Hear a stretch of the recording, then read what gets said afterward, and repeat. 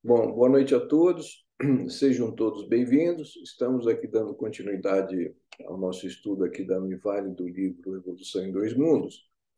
E hoje já avançamos aqui para a nossa penúltima reunião desse livro, né?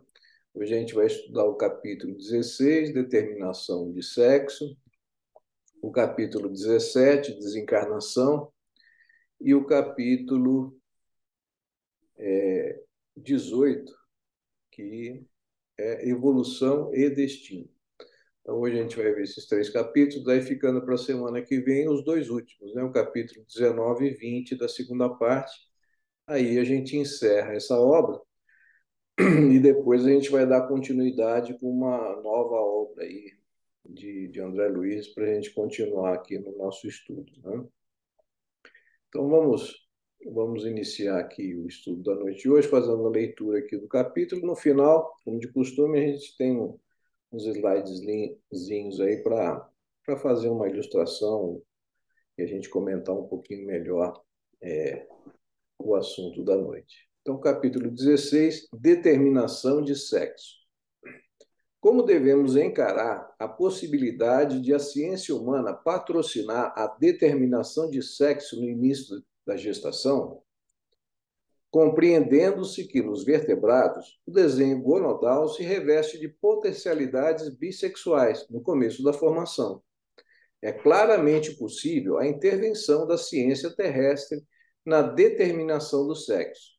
Na primeira fase da vida embrionária, contudo, importa considerar que semelhante ingerência na esfera dos destinos humanos traria consequências imprevisíveis à organização moral entre as criaturas, porque essa atuação indébita se verificaria apenas no campo morfológico, impondo talvez inversões desnecessárias e imprimindo graves complicações ao fórum íntimo, de quantos fossem submetidos a tais processos de experimentação, positivamente contrárias à inteligência da vida que reflete a sabedoria de Deus. Então, o que ele está dizendo aqui?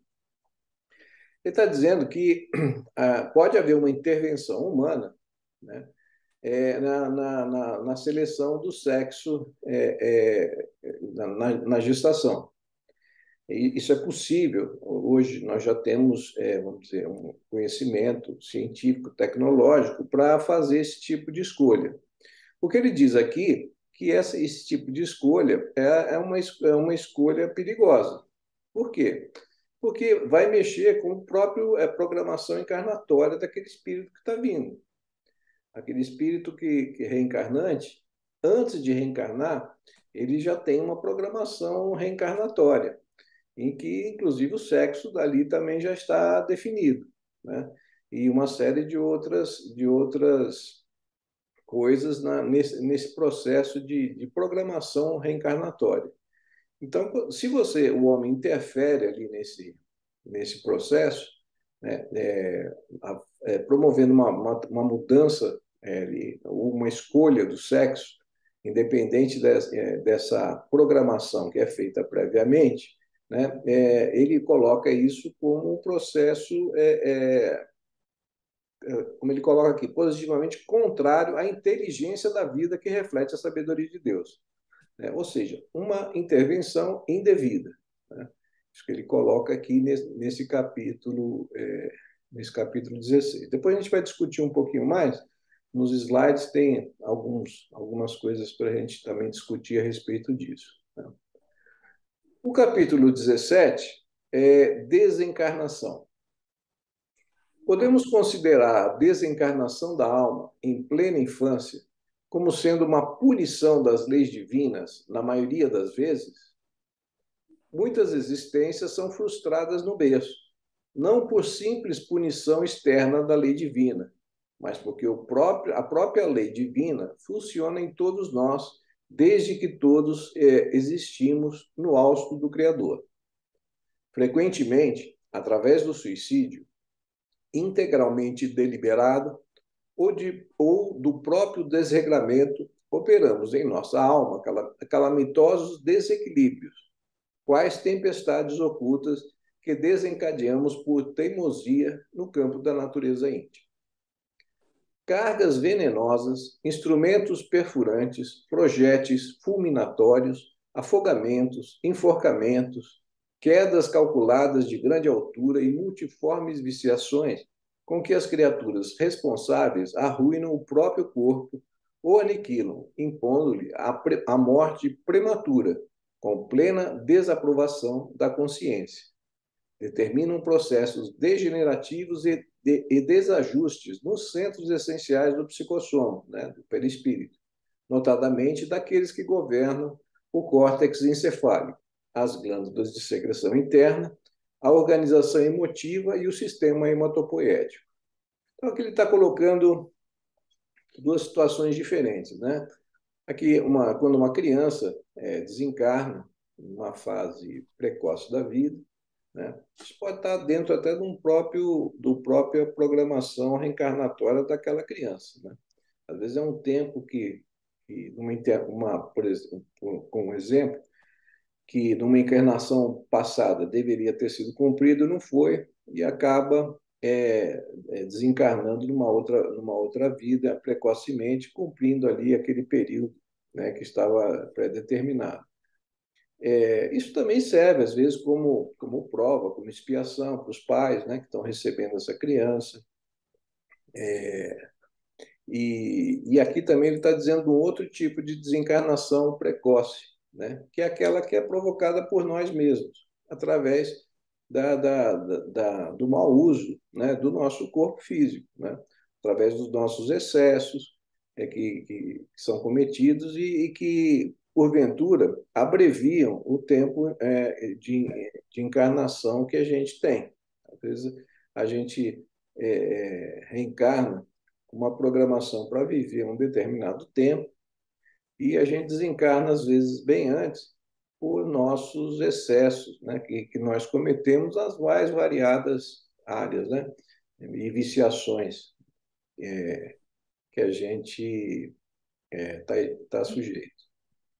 Indescritíveis flagelações que vão da inconsciência descontínua à loucura completa, senhoriam essas mentes torturadas, por tempo variável, conforme os atenuantes e agravantes da culpa, induzindo as autoridades superiores a reinterná-las no plano carnal, quais enfermos graves em celas físicas de breve duração, para que se reabilitem gradativamente com a justa cooperação dos espíritos reencarnados, cujos débitos com eles se afinem.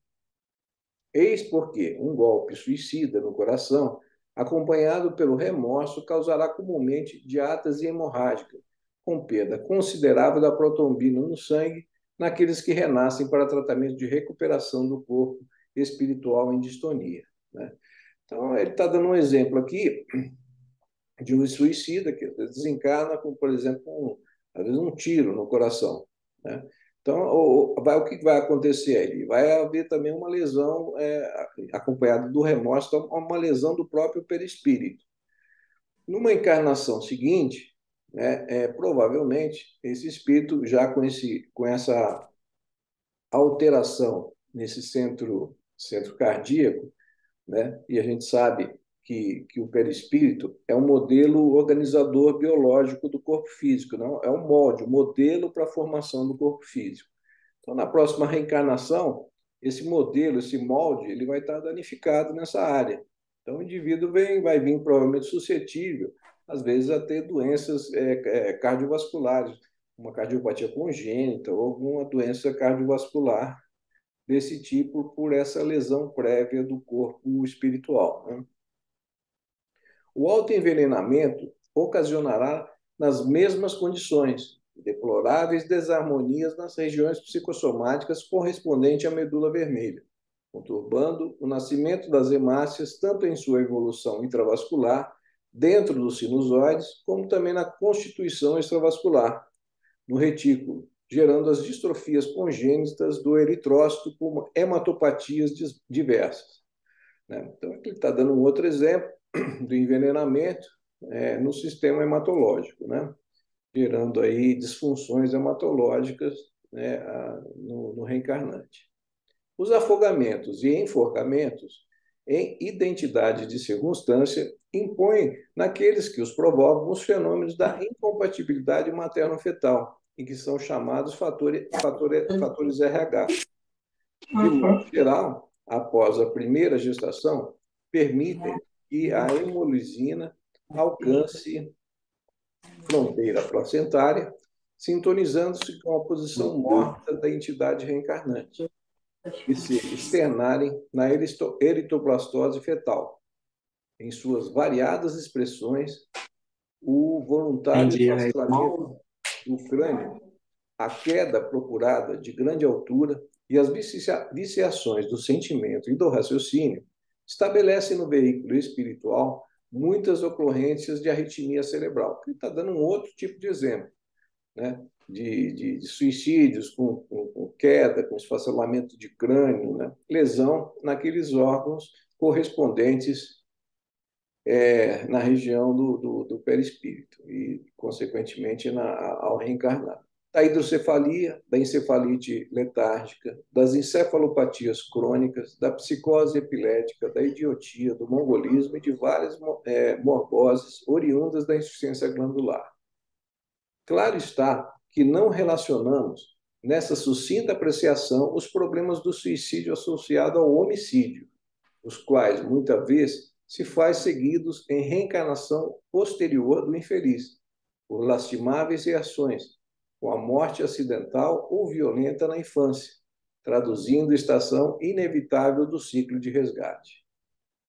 No que tange, porém, às moléstias mencionadas, surgem todas elas nos mais diferentes períodos, crestando a existência do veículo físico, via de regra, desde a vida in útero até os 18 e 28 anos de experiência recomeçante.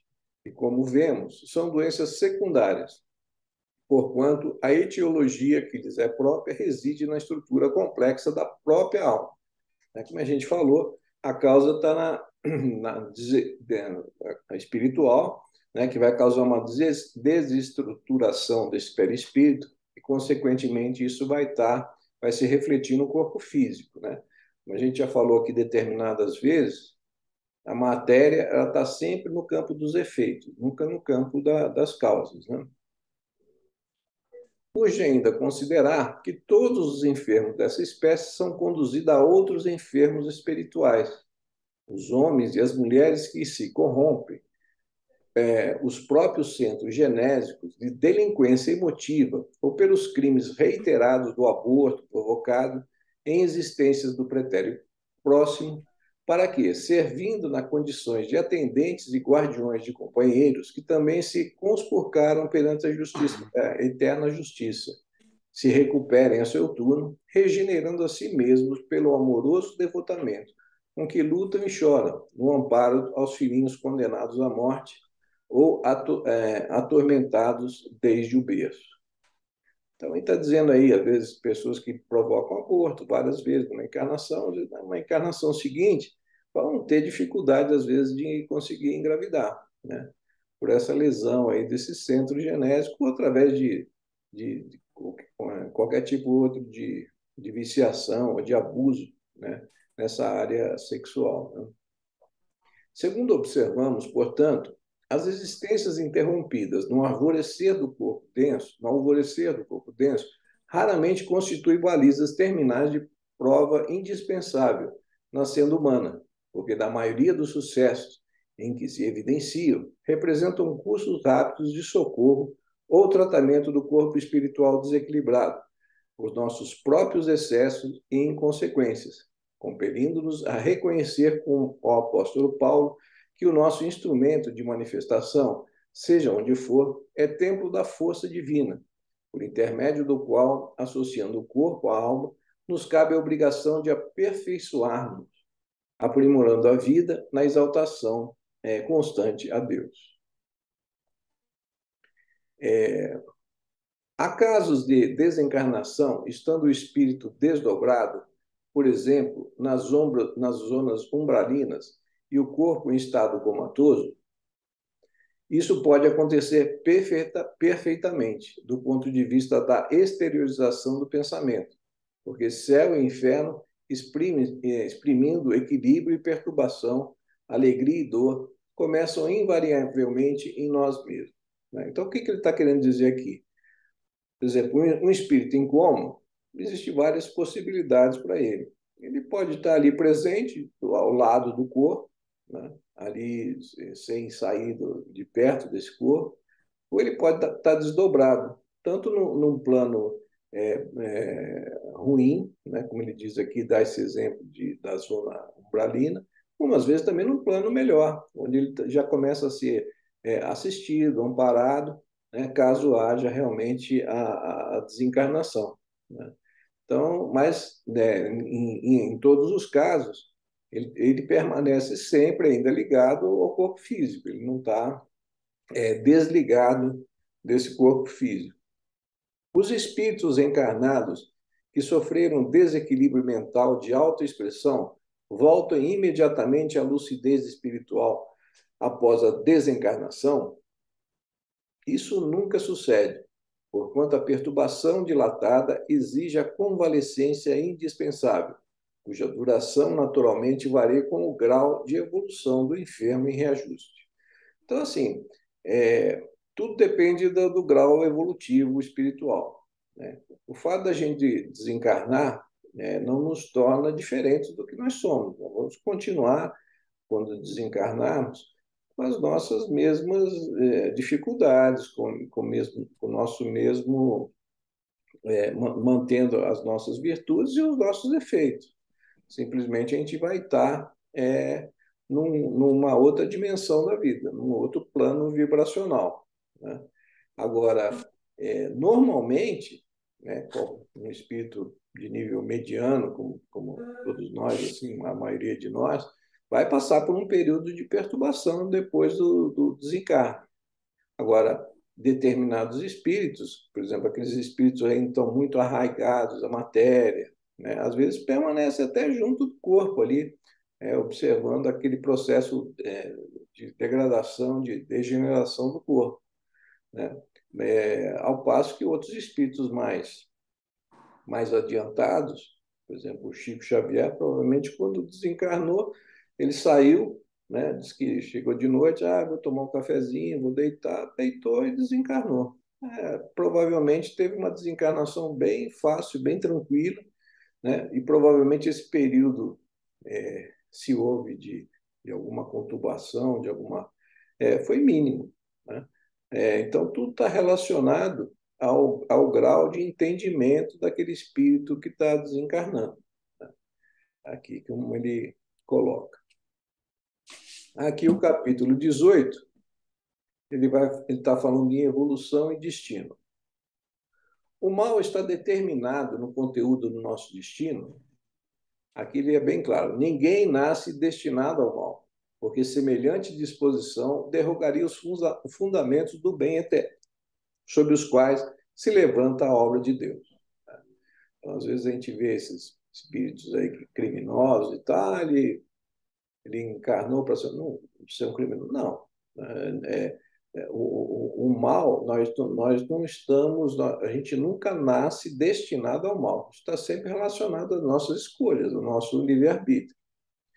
O espírito renascente no berço terrestre traz consigo a provação expiatória que deve ser conduzido, ou a tarefa redentora que ele próprio escolheu, de conformidade com os débitos contraídos.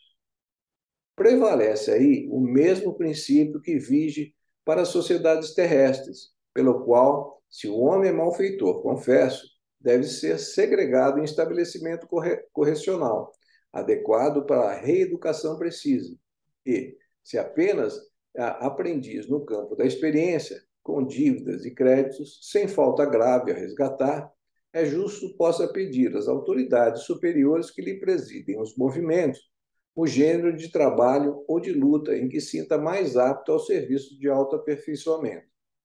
Entendamos, porém, que, se perpetrou delito passível de dolorosa punição, não é ele internado na penitenciária ou no trabalho reparador, para que se desmande deliberadamente em maiores delitos, o que apenas lhe agravaria as culpas já formadas perante a lei. É natural que o devedor, nessa ou naquela forma de resgate, venha a sofrer fortes impulsos à recidiva no erro em que faliu, tanto maiores como são extensos se lhe tenha sido o transviamento moral. Entretanto, a aprovação deve ser assimilada como recurso de emenda, nunca por válvula de expansão das dívidas assumidas. Então, assim, quantas vezes a gente, né, provavelmente já reencarnou, tendo cometido erros em encarnações anteriores, né, com a disposição de superar aquelas dificuldades, né, já realmente convictos de que erramos e que necessitamos de uma mudança de comportamento e pedimos a oportunidade de reencarnar para, né, a gente conseguir superar essas dificuldades. E quantas vezes a gente reencarna e novamente cai novamente nos mesmos erros, cometendo os mesmos delitos, né? Quando a gente cai no véu do esquecimento. Aí, quando a gente desencarna, novamente a gente viu que faliu novamente em tudo aquilo que a gente havia se proposto a reparar, a realizar, né? Então, é bastante comum isso, né? Quando a gente reencarna, né, a gente cai novamente no véu do esquecimento e muitas vezes a gente se deixa levar pelos mesmos erros, pelos mesmos vícios cometidos, até que um dia a gente vai repetindo e através da dor ou do amor a gente vai superando essas nossas dificuldades. Desse modo, ninguém recebe do plano superior a determinação de ser relapso ou vicioso, madraço ou delinquente, com passagem justificada no latrocínio ou na dipsomania, na meretrice ou na ociosidade, no homicídio ou no suicídio. Padecemos, sim, nesse ou naquele setor da vida, durante a recapitulação de nossas próprias experiências. O impulso de enveredar por esse ou aquele caminho menos digno, mas isso constitui a influência de nosso passado em nós, instilando-nos a tentação, originariamente toda nossa, de tornar a ser o que já fomos, em contraposição ao que devemos ser. Aquilo que a gente acabou de comentar, né? Qual a relação percentual de tempo existente entre os estágios que o espírito de elevação mediana vive como encarnado e como desencarnado? A percentagem de tempo no plano espiritual para as criaturas de evolução mediana varia com o grau de aproveitamento de tempo no estágio recente que desfrutaram no corpo físico. Com mais vasta provisão de conhecimento e maior aquisição de virtudes por parte do espírito, mais largo período desfrutará na esfera superior para a obtenção de mais nobres recursos para mais alta ascensão. À medida que a gente vai progredindo moral e intelectualmente, esse tempo entre uma encarnação e outra ele vai aumentando. Ao passo que aqueles espíritos ainda muito animalizados, muito viciados, presos a vícios, a materialidade, essa reencarnação ela passa a ser praticamente compulsória, com um tempo cada vez, né, muito menor do que esses espíritos que têm já um certo grau de entendimento, de compreensão. Até o próprio processo reencarnatório, o planejamento reencarnatório é diferente, né? Para esses espíritos ainda muito animalizados, muito presos a vício, a matéria, basicamente o processo reencarnatório é meio automático, não há muita previsão. Através da dor, do sofrimento, aqueles espíritos vão se burilando e progredindo nessa evolução, tanto moral como espiritual. Poderíamos identificar algum elo da evolução que existe no plano extrafísico e que é desconhecido na Terra? Além do plano físico, a investigação humana encontrará material valioso de observação para elucidar os variados problemas concernentes à evolução do ser. Ainda na atualidade, os instrutores espirituais intervêm na melhoria das formas evolutivas inferiores, nas quais o princípio inteligente estagia, né, aqui ele pergunta. Sim, porque todos os campos da natureza contam com agentes da sabedoria divina, para a formação e expansão dos valores evolutivos. Isso a gente viu no decorrer desse livro todo, né? Ele fala da intervenção dos nossos irmãos superiores, né, no próprio processo de desenvolvimento, de evolução, não só do planeta, como na vida dele. Isso aqui a gente já viu isso repetidamente ao longo desse livro todo. Dentre todos os animais superiores, abaixo do homem, qual é o detentor de mais dilatadas ideias fragmentos? Então, assim, qual a diferença do homem para o animal? O homem é aquele que já atingiu o pensamento contínuo. O animal ainda ele não tem um pensamento contínuo, ele tem um pensamento fragmentado, né? O que dá a característica humana é a capacidade de pensamento contínuo e de livre-arbítrio, né? Então, nos animais, eles ainda não atingiram, eles têm pensamentos, ideias fragmentadas, né? Então, ele pergunta aqui qual é o detentor de mais dilatadas ideias fragmentos. O assunto demanda longo estudo técnico na esfera da evolução, porque há ideias fragmentos de determinado sentido mais avançadas em certos animais que em outros. Ainda assim, nomearemos o cão, o macaco, o gato e o elefante, o moar e o cavalo como elementos de vossa experiência usual, mais amplamente dotados de riqueza mental, como introdução do pensamento contínuo, né? Como a gente falou. Hoje em dia, a gente vai vendo, nesse processo evolutivo que o planeta está passando, até os próprios animais estão evoluindo, né? A gente vê hoje os animais, os cães, parece que quando a gente fala, eles estão querendo compreender aquilo que a gente está falando, eles muitas vezes compreendem, né, aquilo que a gente está falando, os sentimentos que eles têm em relação a nós e nós para com eles, né, é uma coisa bem diferente até de tempos anteriores, né? Hoje os cachorrinhos aí às vezes só faltam falar, né? Então hoje a gente estudou esses 3 capítulos. E, como eu disse na semana passada, na semana que vem, vai ser a nossa última reunião desse livro, e a gente vai estudar o capítulo 19, Predisposições Mórbidas, e o capítulo 20, que é o último capítulo desse livro, que se trata sobre invasão microbiana. Então, na semana que vem, a gente encerra esses 2 últimos capítulos. E agora vamos dar uma olhadinha nesses slidezinhos aqui que a gente separou para a gente conversar um pouquinho mais a respeito do tema de hoje, né? O capítulo 15, 16, 17 e 18. Bom, no capítulo 16, determinação do sexo, como devemos encarar a possibilidade de patrocinar a determinação do sexo no início da gestação? Aquilo que ele já falou, e a gente já discutiu no começo do capítulo, dizendo que a ciência hoje já é capaz de intervir e escolher o sexo daquele ser que está se formando ali. E a gente viu ali que ele coloca que isso é um problema, uma intervenção indébita, perigosa, porque está interferindo numa programação reencarnatória prévia que já foi determinada, né?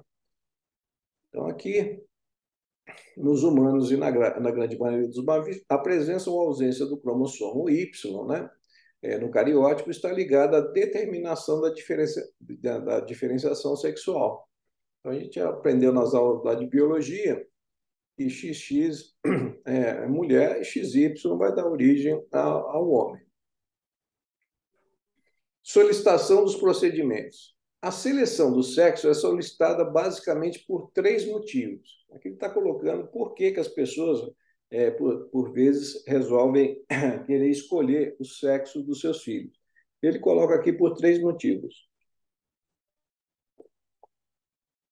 O primeiro deles, para evitar doenças genéticas ligadas ao sexo. O segundo, para fazer um balanço familiar. E o terceiro, por uma associação de razões culturais, sociais, econômicas e pessoais que levam a preferir um dos sexos em relação ao outro. A primeira constitui-se o que se denomina motivo médico, e as outras duas constituem motivos não médicos. Especialmente em algumas partes do leste e sul da Ásia, a seleção do sexo contra fetos femininos tem sido consequentemente dramática sobre os índices da relação masculino-feminino. São sociedades fortemente patriarcais, nas quais os filhos homens são considerados prêmios, tanto cultural quanto economicamente.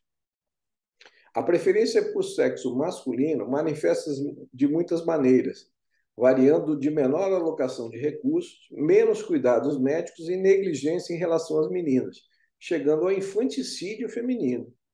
Nesses países, a partir de meados de 80, o aumento do diagnóstico intrauterino do sexo através do ultrassom disseminou o abortamento seletivo.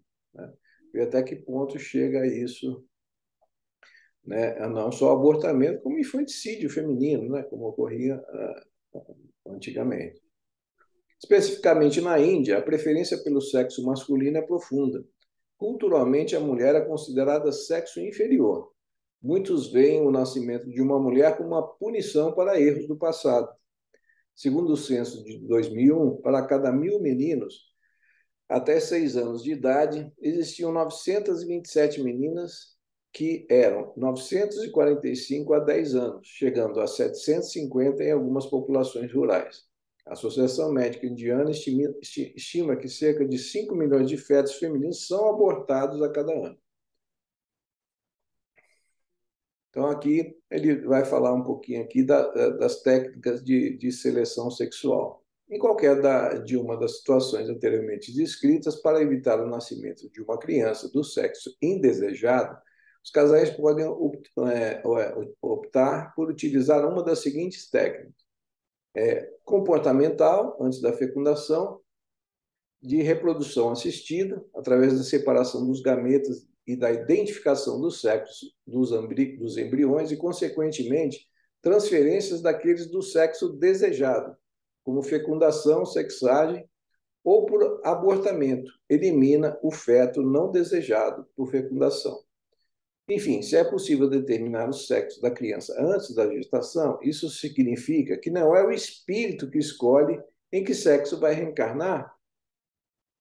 Há alguma informação na codificação espírita que nos diga que os espíritos têm livre-arbítrio de escolherem qual sexo vai encarnar na próxima vida? E isso depende totalmente de sua vontade? São perguntas, né? Os pais que determinam o sexo do filho estariam interferindo no karma desse novo ser que vai reencarnar, ou acumulando karma negativo para si próprios? No caso, por exemplo, de impedir que um feto com má formação genética nasça naturalmente em prol de um perfeitamente saudável, ou pelos óvulos fecundados e não utilizados, né? A gente sabe que, às vezes, um feto com má formação genética, né, que às vezes vai reencarnar e vai viver, às vezes, por muito pouco tempo, isso tem um sentido, né? Isso não está dentro de uma programação para a recuperação daquele espírito. Aqui isso não acontece por acaso, né? Então, quando a gente interfere nisso, a gente está interferindo na programação reencarnatória daquele espírito. Aí agora a resposta, né? Para melhor compreensão do assunto, vejamos de forma sintética o que Emmanuel afirma do seu livro Vida e Sexo, psicografado pelo médium Francisco Cândido Xavier. Quando errante, pouco importa o espírito reencarnar no corpo de um homem ou de uma mulher. O que o guia na escolha são as provas que haja de passar, afirmando os imortais em O Livro dos Espíritos, questão 202, página 89. A vida espiritual, pura e simples, rege-se por afinidades eletivas essenciais. Contudo, através de milênios e milênios, o espírito passa por fieira imensa de reencarnações, ora em posição de feminilidade, ora em condições de masculinidade, o que se sedimenta o fenômeno da bissexualidade, mais ou menos pronunciado em quase todas as criaturas. O espírito, ao renascer entre os homens, pode, obviamente, tomar um corpo feminino ou masculino, atendendo-se ao imperativo de encargos particulares em determinado setor de ação, ou cumprindo de obrigações regenerativas. O homem que abusou das faculdades genésicas, arruinando a existência de outras pessoas, com a destruição de desuniões construtivas e lares diversos, é, em muitos casos, induzido a buscar nova posição no renascimento físico, em corpo morfologicamente feminino, aprendendo em regime de prisão a reajustar os próprios sentimentos, ocorrendo o mesmo com a mulher que tem agido de modo igual. Em muitos casos, espíritos cultos e sensíveis, aspirando à realização de tarefas específicas na elevação de agrupamentos humanos e na elevação de si próprio, rogam aos instrutores espirituais que os assistam. A própria internação no corpo físico é investimento carnal, oposto à estrutura psicológica pelo qual transitoriamente se define. Então, a gente vê aqui que o espírito em si ele não tem sexo, né? E ele vai ter que vivenciar nas milhares de encarnações que nós temos, né, todas aquelas experiências, né, que são inerentes ao sexo masculino ou ao sexo feminino. Aqui o capítulo 17 é desencarnação. Podemos considerar a desencarnação da alma em plena infância como uma punição das leis divinas, na maioria das vezes? Aquilo que ele já respondeu. Muitas existências são frustradas no berço, não por simples punição externa da lei divina, mas porque a própria lei divina funciona em todos nós, desde que todos existimos no auge do Criador. Aqui no Livro dos Espíritos, na questão 199, ele vai dizer o seguinte: por que tão frequentemente a vida se interrompe na infância? A curta duração da vida da criança representa, para o espírito que a animava, o complemento de existência precedente, interrompida antes do momento em que deveria terminar. E sua morte, também não raro, constitui provação ou expiação para os pais, como a gente tinha comentado anteriormente. A questão 199A, o que sucede ao espírito de uma criança que morre pequenina? Recomeça outra existência. Aqui dizendo, precisamos lembrar que uma criança é juvenil no corpo, mas o espírito é velho e traz toda uma herança de encarnações passadas. É isso que a gente muitas vezes esquece. Mortes prematuras pode ser consequência de uma vida interrompida do tempo antes. São ex-suicidas, conscientes ou inconscientes, que retornam para que se restabeleça o equilíbrio. Os pais, geralmente, também são igualmente comprometidos com a lei de causa e efeito. Determinadas, a gente vai ver até nos últimos 2 capítulos, a gente sabe o seguinte, que determinadas patologias, alterações perispirituais, mentais, eles podem até ser tratados no plano físico, no plano espiritual, mas em determinados casos é fundamental a questão do reencarne, para que haja esse reequilíbrio, essa reestruturação espiritual e perispiritual do indivíduo, né? Nos capítulos seguintes a gente vai ver a respeito disso. André Luiz reporta-se um suicida que se matou ingerindo veneno no livro Entre o Céu e a Terra. Psicografia de Francisco Cândido Xavier. Em nova existência, com saúde frágil, desencarnou aos 7 anos. Clarencio, mentor espiritual, explicou que aquela breve experiência na carne fora sutilmente útil ao espírito, livrando de parte de seus desajustes e que ele deveria reencarnar em breve na mesma família, já em melhores condições.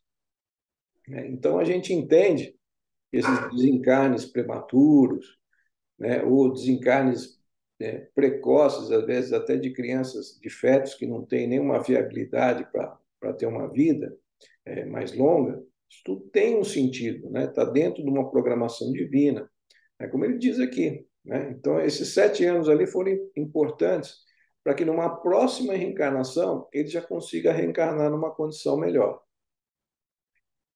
A morte de criança está associada também a problemas kármicos envolvendo os desencarnantes e seus genitores. o trama da separação, particularmente quando ocorre em circunstâncias trágicas, impõe às personagens desses dramas angústias semelhantes às que impuseram às suas vítimas, quando comprometidas em comportamento criminoso. É incontável o número de pessoas vitimadas por atos terroristas, guerras, imprudência, negligência e omissão. Os responsáveis enlutam lares, semeiam sofrimentos, levam corações ao desespero.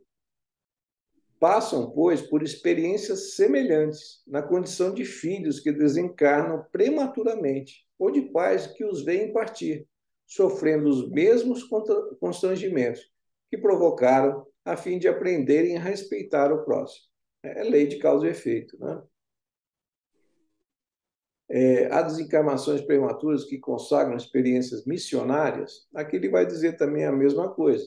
Às vezes, espíritos missionários vêm, cumprem a sua missão e até desencarnam de forma prematura, porque já cumpriram aquilo que eles vieram, se propuseram a realizar, né? Aí não existe nenhuma causa e efeito, nenhum karma, nenhuma punição. É realmente espíritos missionários que vêm aqui para nos ajudar e, ao cumprirem a tarefa, às vezes reencarnam em idades ainda jovens. Por que mulheres que anseiam pela maternidade experimentam sucessivas frustrações? Aquilo que a gente já comentou também anteriormente. Geralmente estamos diante de problemas kármicos a partir de comprometimentos em existências anteriores. A causa é o aborto induzido. Aquilo que a gente já comentou muitas vezes, não é, a gente nunca pode generalizar e dizer que sempre que acontece alguma coisa é por causa disso. Seria, vamos dizer, trazer isso para de uma forma muito rasa, né? Mas pode acontecer muitas vezes isso, né? Mulheres que cometem muito aborto, uma encarnação, numa outra elas vão querer engravidar e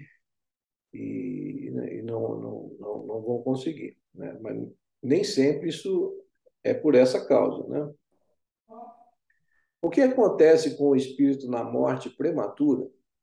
Normalmente um retorno tranquilo. O que dificulta a readaptação à pátria espiritual é o apego à vida física, os comprometimentos com a ambição, as paixões e os vícios.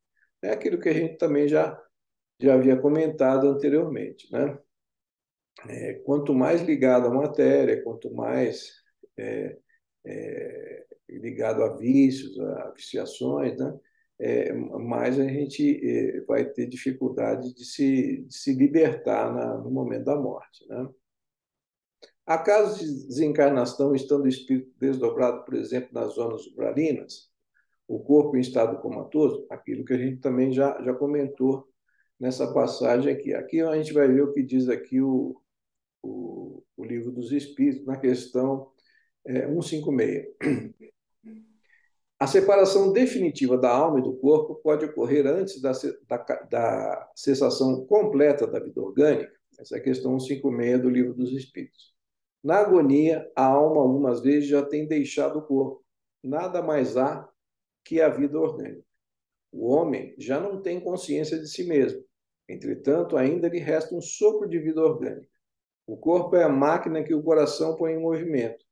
Existe enquanto o corpo faz circular nas veias o sangue para que não necessita da alma. Então, às vezes, o espírito já não está mais ali junto, né? Está em algum local do plano espiritual, ligado ali ao corpo só pelo cordão de prata mesmo, né? Falar do caminho que esqueci, né?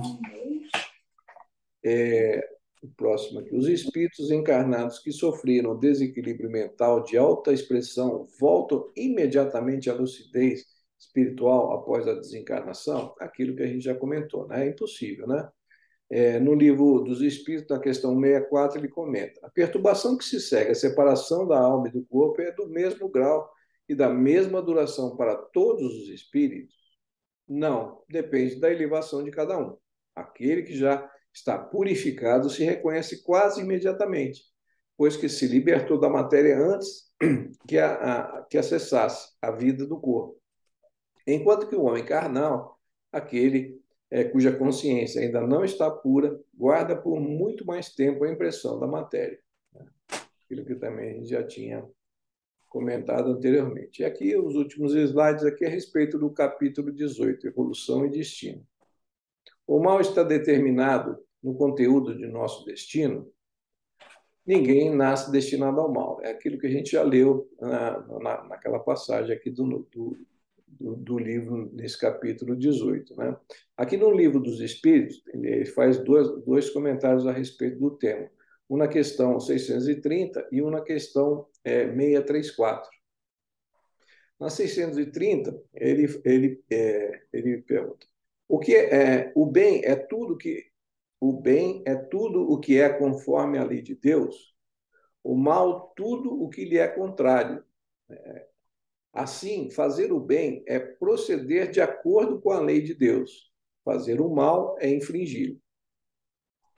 Na 634, os espíritos foram criados simples e ignorantes. Deus deixa que o homem escolha o caminho. Tanto pior para ele se torna o caminho mau, mais longa será a sua peregrinação. Se não existissem montanhas, não compreenderia o homem que se pode subir e descer. Se não existissem rochas, não compreenderia que há corpos duros. É preciso que o espírito ganhe experiência e preciso, portanto, que conheça o bem e o mal. Então, essa vivenciação faz parte do nosso processo evolutivo. Aqui, o meio em que o espírito renasce influencia no seu comportamento, mas não é arrastamento irresistível, porque mesmo dentro da atmosfera viciosa, podeis encontrar algumas vezes grandes virtudes. São espíritos que tiveram a força de resistir e que, ao mesmo tempo, receberam a missão de exercer boa influência sobre seus semelhantes. Essa aqui é a questão 645 do Livro dos Espíritos, dizendo que mesmo aqueles que nascem em ambientes, vamos dizer, desfavoráveis, né, em que existe uma grande, vamos dizer, influenciação negativa, eles, pelo próprio livre-arbítrio, são capazes vamos dizer, como ele diz aqui, mesmo dentro da atmosfera viciosa, podeis encontrar muitas vezes grandes virtudes. São espíritos que tiveram a força de resistir e que, ao mesmo tempo, receberam a missão de exercer boas influências sobre os outros. Né? Então, eles reencarnam no meio mais difícil, já tem uma certa condição moral melhor, então eles têm condição não só de resistir àquela influenciação, como influenciar de forma positiva aqueles outros espíritos que estão vivendo com eles. Na questão 643, haverá quem, pela sua posição, não tenha possibilidade de fazer o bem? Não há quem não possa fazer o bem. Somente o egoísta nunca encontra ensejo de o praticar. Basta que esteja em relação com outros homens para que se tenha ocasião de fazer o bem. E não há dia da existência que não ofereça, a quem não se ache cego pelo egoísmo, oportunidade de praticá-lo. Porque fazer o bem não consiste para o homem apenas em ser caridoso, mas em ser útil, na medida do possível, todas as vezes que o seu concurso venha a ser necessário. A questão 642. Para agradar a Deus e assegurar a sua posição futura, bastará que o homem não pratique o mal? Não. Cumpre-se fazer o bem, no limite de suas forças, porquanto responderá por todo o mal que haja resultado de não haver praticado o bem. Então, isso é uma questão bastante importante aqui que está no Livro dos Espíritos, né? Que a gente acha, mas eu não faço mal a ninguém, né? Achando que a gente é bom porque não faz mal a ninguém. O que ele está explicando aqui, que não basta não fazer o mal, né? É necessário que nós façamos o bem. Né? E na maioria das vezes, por omissão dos bons, né, que os maus conseguem avançar. Né? Então, a gente não basta ser neutro, se omitir. A gente tem que ter uma ação positiva, uma ação favorável. Né? A omissão, né, às vezes, é um crime tão grave quanto a cometer uma ação ruim. Né? Aqui o penúltimo slide, aqui, Qual a relação percentual do tempo existente entre os estágios do espírito e a elevação mediana? Aqui a gente já conversou, né? Depende do nível da condição moral, da condição intelectual de cada espírito, esse tempo que permanece encarnado e desencarnado, entre as encarnações. Né? Depois, quem quiser um pouquinho, só frisar aqui o slide e ler um pouquinho melhor aqui essa questão. Aqui poderíamos identificar algum elo da evolução que existe no plano extrafísico e que é desconhecido na Terra.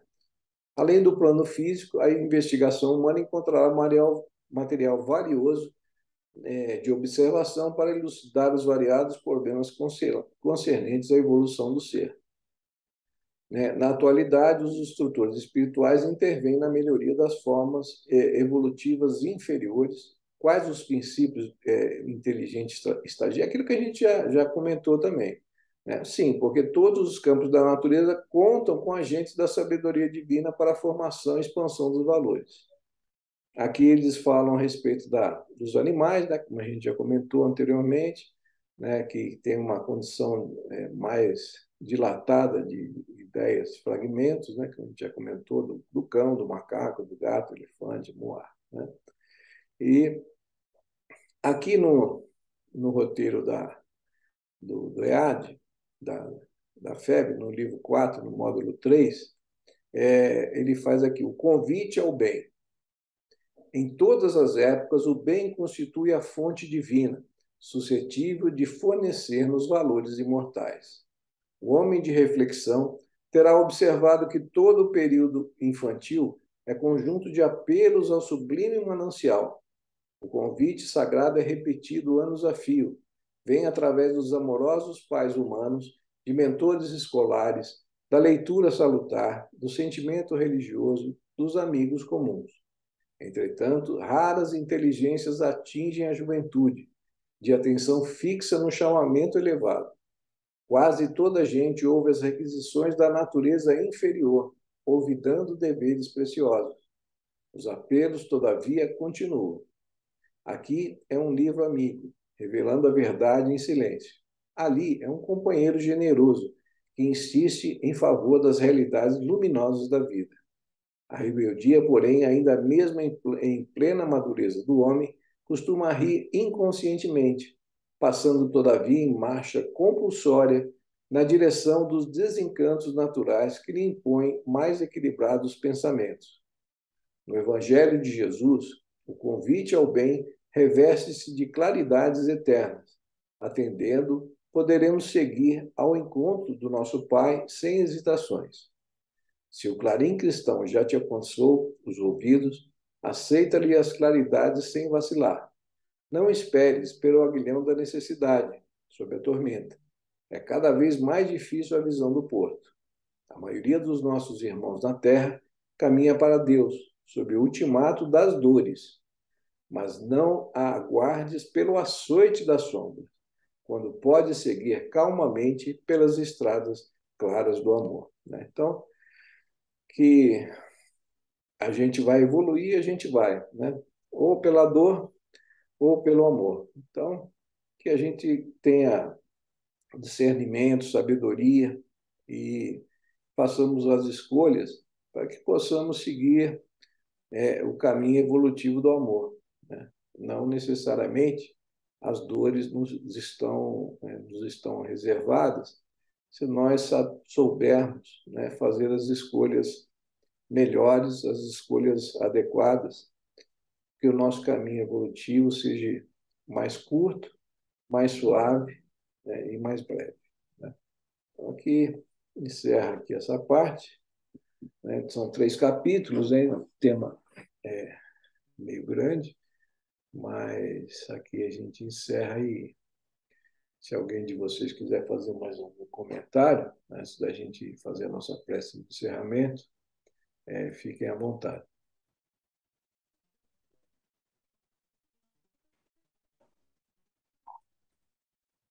Não? Bom, alguém quer fazer o encerramento, a prece? Não? Então, vamos fazer a prece de encerramento.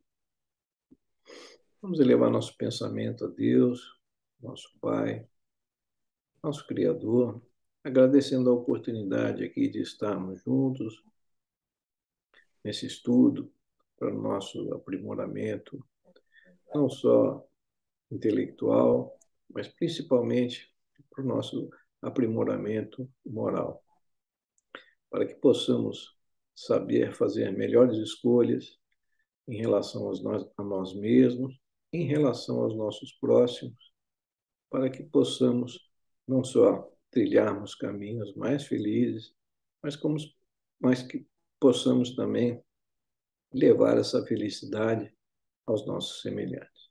Em nome de Deus e de Jesus, damos por encerrado o nosso estudo da noite. E na semana que vem, a gente dá continuidade com os dois últimos capítulos do livro, né? Capítulo 19, Predisposições Mórbidas, e o capítulo 20, Invasão Microbiana. E a gente encerra esse livro, né? E a gente vai dar seguimento com o estudo de uma outra obra de André Luiz aí, que a gente ainda vai escolher. Tá bom? Então, vou encerrando por aqui, desejando a todos uma boa noite e até o nosso próximo encontro. Não, acho que